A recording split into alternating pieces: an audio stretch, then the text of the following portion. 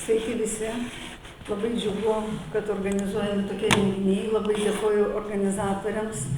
Ir kiek bendravau su organizatoriais, tai man buvo įspūdis puikus. Man buvo įspūdis, kad bijau pamiršti Donatas. Mes su Donatu bendravom, ne? Kad šito forumo tradicija yra kokybė, yra labai aukštas lygis ir kad jie rūpinasi, kad lygis būtų išlaikytas, tai labai įpareigojo. Tokia nuojauta. Tai noriu pasidalinti kai kuriais savo įžvalgom. Dabar, kai daktaras Černiauskas kalbėjo, tai aš tokį pajutau džiazo kvapą. Tie iššūkiai, kuriuos jisai sako ir klausimai, kuriuos sako, man kaip ir permeta toliau tokią estafetę, svarstyti panašiai, kaip čia mes elgiamės, kaip mes kratomės ar nesikratom stereotipų. Tai mano sritis yra traumų psichologija ir su traumom, visokiom istoriniam traumom esu darius įvairių darbų. Tai vat užtat taip ir pavadinau tą pranešimą istorinių traumų našta, kas mūsų istorinės traumas ir jų našta. Tai visi tą žinome. Žinome okupacijas, pirmoji sovietų, antroji nacių, trečioji vėl nacių okupacija ir sovietų okupacija. Žinom, kad ilgai truko labai mirtingas partizaninis pasipriešinimas, kad netekom daug jaunų vyrų ir daug ko netekome. Žinom, kad per tuos metus baisiuosius daugiau kaip trečdalis Lietuvos populiacijos prarasta, kas emigruoti, kas nužudyti, kas represuoti. Žinom, kad labai sunkus laikas buvo tie 50 metų sovietinės okupacijos ir taip pat labai sunkus laikas buvo vadinamoji transformacijų trauma. Kai atgavom nepriklausomybę, mažiausiai 10 metų buvo labai sunku kurti valstybę, įveikti sunkumus, įveikti nusikalstamumą, skurdą, pasimetimą ir visus dalykus, kuriuos dauguma iš mūsų atsimename. Kai atsitinka tokie sukrėtimai visuomenės, tai ir paveikiama visa visuomenė. Ir mokslininkai naudoja įvairius terminus. Matot, čia yra įvairiai sakoma istorinė trauma, kolektyvinė trauma, kultūrinė trauma. Istorikai nori atsiriboti nuo psichologų ir medikų ir sako, išvis socialinė trauma. Žodžiu, čia nesvarbu, mums nesvarbu, kaip mokslininkai kokiais žodžiais diskutuoja, bet faktas tas, kad visi pripažįsta, kad kai ištinka istoriniai lūžiai, sukrečiama visa visuomenė ir sugriaunamas kultūrinis tapatumas. Tai, kas mums atrodo savaime suprantama, kuo mes gyvenam šiandien. Kultūra mus saugo. Tai reiškia, plačiai žiūrint kultūrą, tai reiškia, yra papročiai, yra institucijos, yra paramos galimybės, yra žmonių bendrumai. Visa tai yra sugriaunama. Kai vyksta istorinės traumos, tai sugriaunama ir tada žmonės lieka vieniši. Žmonės pasijunta, kad jie gyvena pavojingame pasaulyje ir to audinio, to mūsų gyvenimo, kuris atrodo yra savaime suprantamas ir mes jame gyvename, jo nelieka. Ir tada tai, kad trauma šitaip griauna visuomenę, yra labai ilgalaikis dalykas. Pasveikti nuo istorinių, nuo kultūrinių traumų visuomeniai trunka laiko ir pastangų. Ir labai reikalingos, tikslingos pastangos. Dabar, kaip apie jas kalbėti, kaip pasveikti nuo istorinių traumų, tai čia yra įvairių tyrinėjimų, bet kai kurie dėsningumai yra aiškus. Vienas dalykas, traumavimas turi būti pasibaigęs. Reflektuoti savo patirtį, savo trauminę patirtį ir iš jos išeiti sveikti, reikia, kad tai būtų pasibaigę. Tai kai dabar galvojam apie Ukrainą, tai traumų atžvilgių tai yra baisi, ilga istorija ir jinai tęsiasi. Ir jie negali dabar kaip šalis pilnai reflektuoti apie tai, kas jiem yra, kas atsitiko, nes jie yra tame traumavime, sakykime. Kitas svarbus dalykas, kad visuomenė pradėtų sveikti, traumos turi būti pripažintos, turi būti įvardinta tiesa. Kas atsitiko, vat, kaip kolega sako, neadekvačiai darom, jeigu malamės tik po savo kaltės. Buvo išorinė prievarta, buvo užpuolimas, faktus reikia teisingai įvardinti. Tada labai svarbu, kad būtų aišku, kas aukos, kas kaltininkai, kad būtų įvardintas irgi tas aiškumas, kaip ta trauma įvyko. Ir tada, jeigu norime sveikti, labai svarbu, kad visuomenėje vyktų laisva ir visapusiška diskusija apie tą trauminę patirtį. Vat šitas pranešimas, kurį ką tik tai išklausėme, yra puikus pavyzdys apie tai, kaip mes, kaip laisvi žmonės, dabar jau galime į save, į savo patirtį, įvairiais atžvilgiais pasižiūrėti, galime diskutuoti ir galime susiginčyti, bet tai yra sveikimo kelias, kuris yra nebūtinai visuomenėms tai vyksta sėkmingai. Ir aš va čia vieną tokį modelį pasirinkau, pagal kurį yra aiškinama, kaip visuomenės įveikia tas kolektyvinės traumas. Tai Hoperis skirsto į neautentišką įveiką ir autentišką įveiką. Nebūtinai visuomeniai po trauminių lūžių sekasi atsitiesti, pasveikti. Gali būti, kad visuomenė pasirenka sentimentalią pozą, auka, amžina auka ir visada auka. Gali būti, kad visuomenė yra tik tai keršto pozicijai, nuolatinė agresija ir nuolat ieškoma priešų, nuolat ieškoma kaltų. Gali būti toksai beveik iškreipta pozicija, kai vadinama pergalinga pozicija, kai netektis traktuojamos kaip laimėjimai, kai niekas neapraudamas, nieko neliūdima, o nuožmiai teigiama, jog yra laimėta, jog tai yra pergalė. Autentiška įveika tai būtų tokia, kuri atitinka tuos principus, kuriuos sakiau, kai pripažįstama tiesa, kai kompensuojamos skriaudos, kai įvairus diskursas, įvairi diskusija apie praeitį ir apie istorinę patirtį yra visuomenėje galima.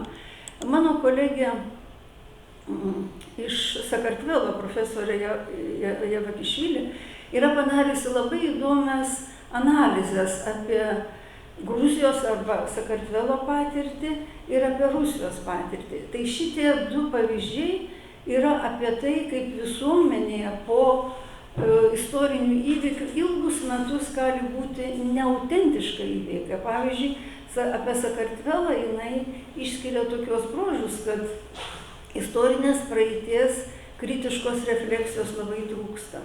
Net Stalino nusikaltimai nėra pripažįstami ir įvardinami. Akademinių tyrimų ir diskurso beveik nėra.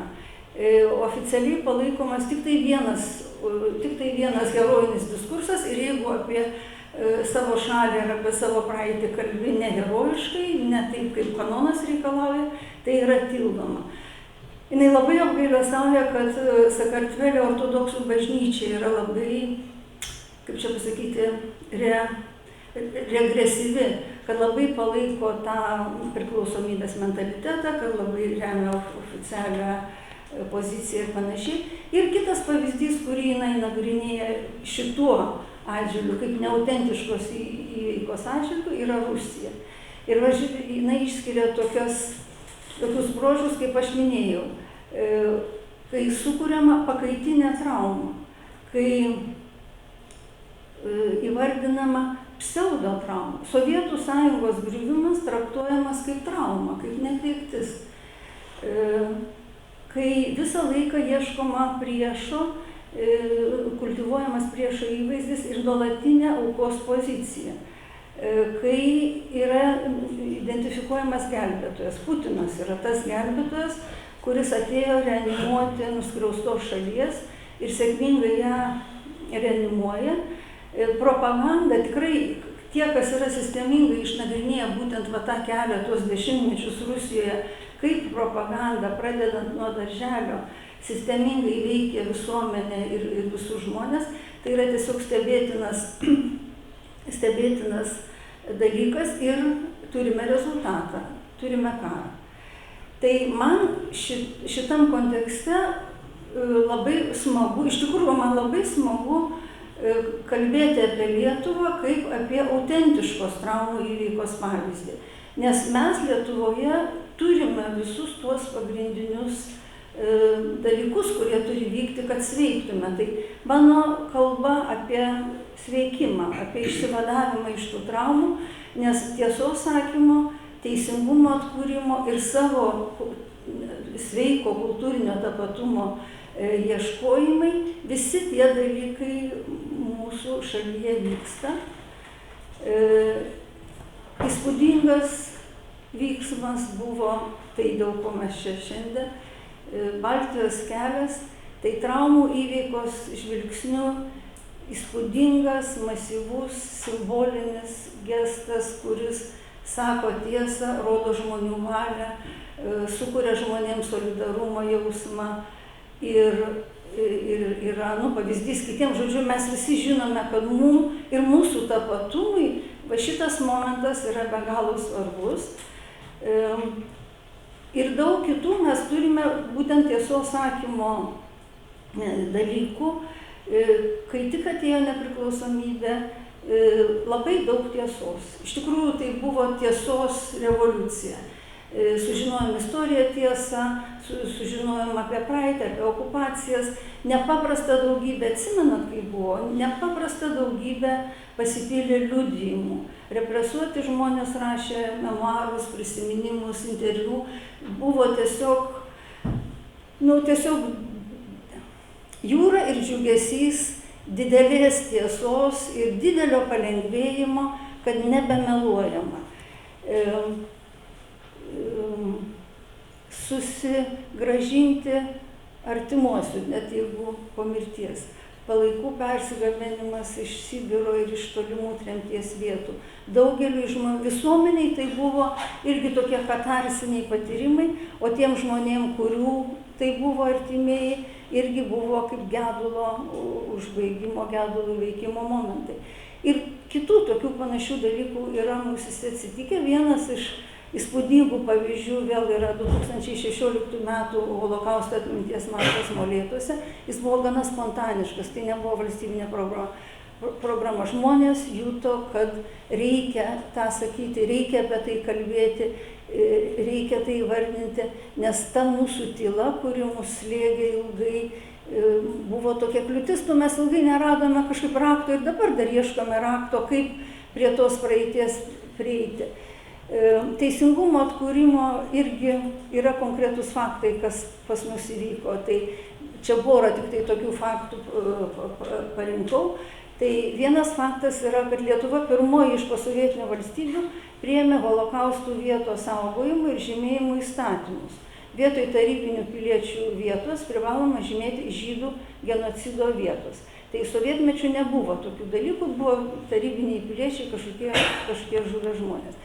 1997 metais priimtas nukentėjusių nuo okupacijų, visų okupacijų teisinio statuso įstatymas, tai įvardinta, kas pripažinomas nukentėjusių, kokios yra kompensacijos, tai irgi teisingumo atstatymė ypač nukentėjusiam. Teisingumo žingsniai visada yra nepaprastai svarbus dalykas. Kas mūsų, kaip sakyti, gyvenime vis turtėja, tai yra mokslinių studijų ir refleksijų meno kūriniuose. Kai ateina analitikai, kaip daktaras Černiauskas, kai ateina nagrinėtojai, kai ateina mokslininkai, kurie sako, o kaip ten buvo iš tikrųjų, o ką rodo šaltiniai. Tai tokių darbų Lietuvoje, ačiū Dievui, yra daug ir daugėja, ir istorikų. Aš čia kelis pasižymėjau. Vienas, pavyzdžiui, yra profesoriaus Streikaus minties kolektyvizacija, cenzūra sovietų Lietuvoje. Labai solidi studija būtent apie cenzūrą, apie kas kontroliavo tiesą. Nerijos Putinaitės apie sovietizaciją, sovietų Lietuvą, ateizaciją irgi yra labai įspūdinga studija, todėl kad jinai parodė, kad ne šiaip atėjo, uždarė bažnyčias, uždraudė. Parodė ir tą kitą kelią, kurio ateizacija veikia. Kaip sovietai skverbėsi į žmonių jausmus, į sąžinę, kaip konsultavosi su psichologais, kaip psichologiją galima panaudoti, ko tie žmonės eina į bažnyčią. Psichologai sakė, kad ten iškilminga, kad tenai, tai gerai, ir mes galim tokias šventės padaryti. Ir atsimenat, atsirado vietoj krikštynų, vardynos, visokie dalykai. Tai va ta analizė yra labai daug papasakojanti mum, ką darė su visuomenė ir ką padarė. Vieną paskutinę studiją noriu irgi paminėti Nerijaus Šepečio, ką tik tai išėjusi knyga Holokausto postsekuliarumas, tai ten išvis labai labai įdomi studija ir su didelė gelme, su didelėm įžvalgom apie režimus ir apie žmogaus atsakomybę. Tai va čia yra sveikimo kelias. Tas pats yra mene. Tai, kad spektaklių, filmų, knygų, kad filmas Poetas, filmas Sugriauti blogį imperiją, filmas Šuolis, Kmitos ugnies giesmės ir įvairios knygos, filmai. Ir kas mane labai džiugina šitoj srity, kad, žinoma, meninė refleksija yra daug subtilesnė, turtingesnė. Taip pat meninė refleksija paliečia įvairius aspektus. Ir nukentėjimo, ir pasipriešinimo, ir skriaudos, ir aukos, ir džiaugsmo. Ir jaunoji karta labai į tą jungiasi. Labai daug jaunų kūrėjų iš tikrųjų domisi tomis patirtimis ir gana nepriklausomai apie jas samprotauja. Tai čia kaip vienas sakė žurnalistas, jau žiūrite jūs į laikrodį ir man reikia žiūrėti į laikrodį. Aš nematau, Norbertas čia kažkur turėjo laikrodį, aš neturiu. Jūs savo... 3 minutės. Oi, tai man užteks. Čia yra citata, kuri man labai patinka, kuri labai, man atrodo, kalba apie mus ir apie tas pastangas. Jau kalbame ne vien apie kitų šalių ir okupacijų mums sukeltas trauminės patirtis ir kančias, kalbame ne vien apie savo pasipriešinimą ir kitus dalykus, kuriais galime didžiuotis, palengva, net jei išgyvendami tam tikrą bendruomenės įtampą, imame kalbėti apie kančias, kurias esame sukėlę kitoms tautoms ar žmonėms, apie prisitaikymą ir kolaboravimą su svetimais režimais. Kitaip sakant, čia kalba apie tai, kad nebijome, kad plečiasi temų ratas, kad plečiasi problemų ratas ir kad mes galime į jas eiti, į jas reflektuoti, diskutuoti. Ir aš turiu objektyvų rodiklį apie visuomenės sveikatą. Šitas rodiklis vadinasi socialinis termometras. Moksle yra nustatyta, kad savižudybių rodiklį visuomenėje galime laikyti tos visuomenės dvasinės sveikatos rodiklių. Kai kuriuose šalyse tas tikrai pasitvirtina ir kai kuriuose šalyse, įskaitant Lietuvą, tas dėsningumas, kad istorinės perturbacijos sukelia savižudybių padidėjimus, pasitvirtino ir todėl, kaip čia sakyti, ta teorija, tas požiūris moksliškai yra pripažįstamas. Tai čia socialinis termometras rodo Lietuvos visuomenės dvasinę sveikatą. Čia periodai yra keli, vienas yra prieš, čia 30-40. Savižudybių rodikliai Lietuvoje buvo maži ir kaip daugelį Europos šalių. Po antrosios sovietinės okupacijos, per karus ir šitas perturbacijas neturim žinoma duomenų. Atėjus antrai sovietų okupacijai, reikalai labai pradėjo blogėti. Matot, savižudybių rodikliai visą laiką daugėjo. Lygiai tas pats buvo Estijoje ir Latvijoje. Čia kaip ta pati linija būtų Estų, Latvijų ir mūsų. Daugėjo nevilties, gėrimo, savižudybių, viskas paslaptyje, visuomenė nieko apie tai nežino. Ir štai tokioje atmosferoje atėjome nepriklausomybė. Ir kai prasidėjo nepriklausomybės judėjimas, savižudybių rodikliai krito, bet drastiškai. Taip nebūna, kad per vienus metus taip smarkiai nukristų, matot, nes ta viltis, ta atmosfera visuomeniai, tas pasikeitęs gyvenimas paveikė bendrai mūsų, dvasinę sveikatą. Ir matot, eilę metų laikėsi žemi rodikliai, bet paskui mes atgavom nepriklausomybę. Aš kartais juokauju, kai manęs klausia kolegos, kas čia atsitiko. Aš sakau, mes Vilniaus universitete įkūrėm savižudybių tyrimo grupę. Tai kai mes pradėjom dirbti, savižudybių rodikliai pradėjo didėti. Tai jeigu kas, prisimsim kaltę, bet jūs turėsit moksliškai įrodyti, kad mes čia pridirbame. Bet jeigu rimtai, tai čia yra ta transformacijų trauma. Tas laikas ir visi žmonės Lietuvoje per įvairius tyrimus, ir psichologinius, ir sociologinius pripažįsta, kad laisvės atgavimas didžiulė vertybė. Mūsų tapatumo vienas iš svarbių veiksnių yra mūsų laisvė. Bet toliau gyvenimas buvo sunkus, sunkumų buvo daug ir savižudybių rodikliai labai labai išaugo ir ilgai laikėsi. Mes buvom pasiekę kai kuriuos metus, kai mes buvom pasaulio čempionai. Lietuva buvo čempionas pagal savižudybių rodiklį pasaulyje kurį laiką. Ir paskui, nuo 2004, kai mes įsijungėm į NATO ir Europos Sąjungą, norim tikėkim, norim netikėkim, rodikliai pradeda mažėti. Ir dabar jau jie toliau mažėja. Čia tokių yra artefaktų, dabar neturiu laiko čia komentuoti, bet iš esmės labai sumažėjo.